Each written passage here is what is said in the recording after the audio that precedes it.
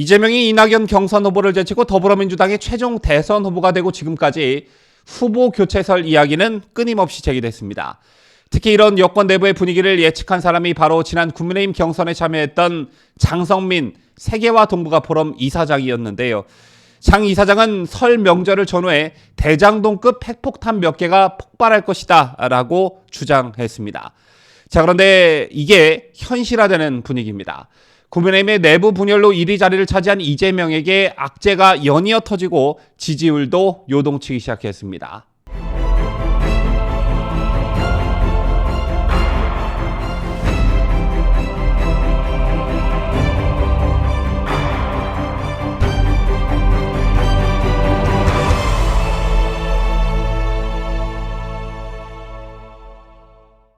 시청자 여러분 안녕하십니까? 뉴스데일리 베스트 시작합니다.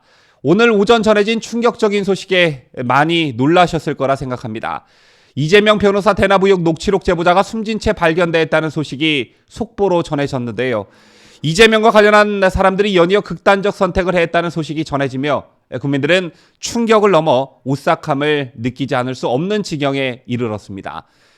세상이 이렇게 무서워서 어디 살 수 있겠냐라는 것이죠.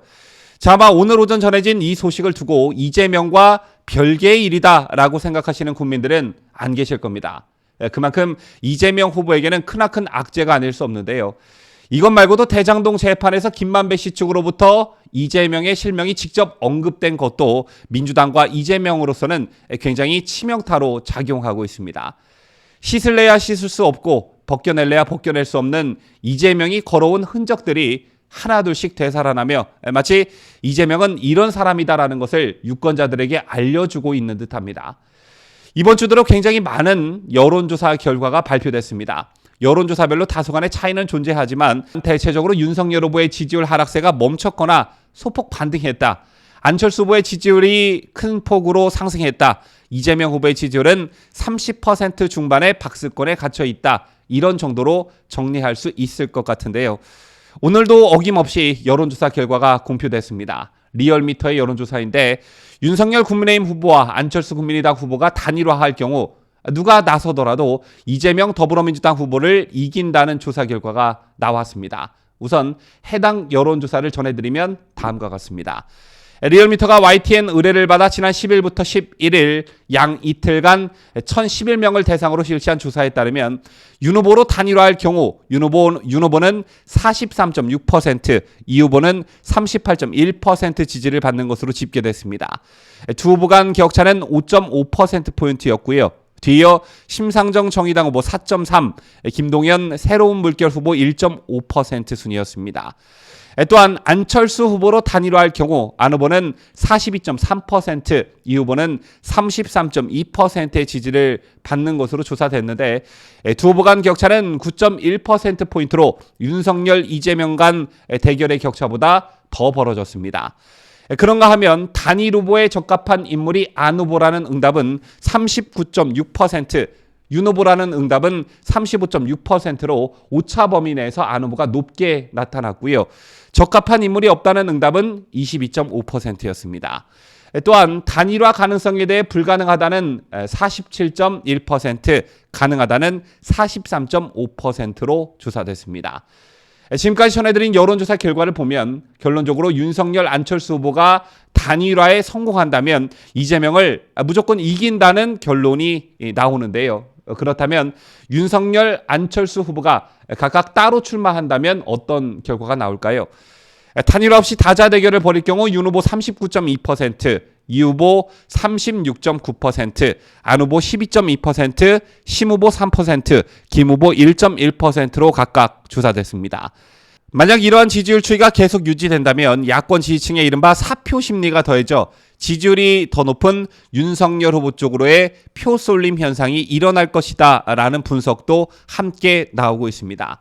제밖에 이번 대선에서 희망하는 결과에 대해선 국민의힘으로의 정권교체 42.1%, 여타 인물정당으로 정권교체 16.3%로 정권교체 응답이 58.4%를 차지했습니다. 반면 집권여당의 정권 재창출은 36.8%였는데 집권여당의 정권 재창출 36.8%는 다자대결에서 이재명 후보의 지지율 36.9%와 정확히 일치하고 있다는 점을 알 수 있습니다. 이게 바로 이재명이 30%대 중반 박스권에 갇힌 근본적 이유가 아닐까 생각하는데요. 어쨌든 그렇다면 앞으로의 지지율은 어떻게 예측해 볼 수 있을까요? 지지율 반등에 성공한 윤석열 후보와 지지율 정체 또는 하락세에 접어든 이재명 후보의 지지율은 더 벌어지거나 최소한 고착화될 가능성이 매우 높아 보입니다. 그 이유는 윤석열, 안철수가 가진 리스크보다 이재명이 가진 리스크가 훨씬 더 크고 파급력이 높기 때문인데요. 조금 전에 전해드린 리얼미터의 여론조사 경우 오늘 오전 있었던 이재명 변호사 대납 의혹 녹취록 제보자의 극단적 선택에 따른 여론이 반영되지 않은 것입니다. 또 대선 투표일까지 법원에서는 대장동 재판과 관련한 소식이 계속해서 전해질 것입니다. 여기서 김만배 씨 측이 이재명 방침에 따랐다라고 말한 수준의 폭탄급 발언이 또 전해진다면 이재명은 그야말로 지속적으로 치명타를 입게 되는데요.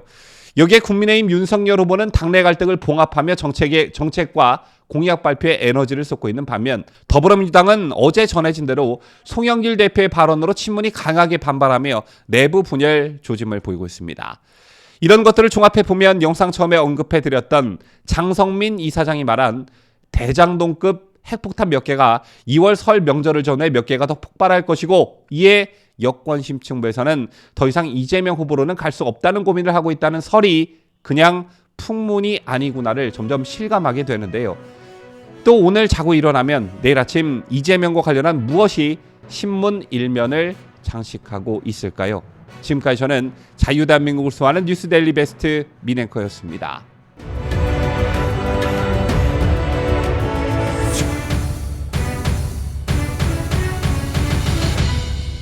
함께해요. 뉴스데일리 베스트.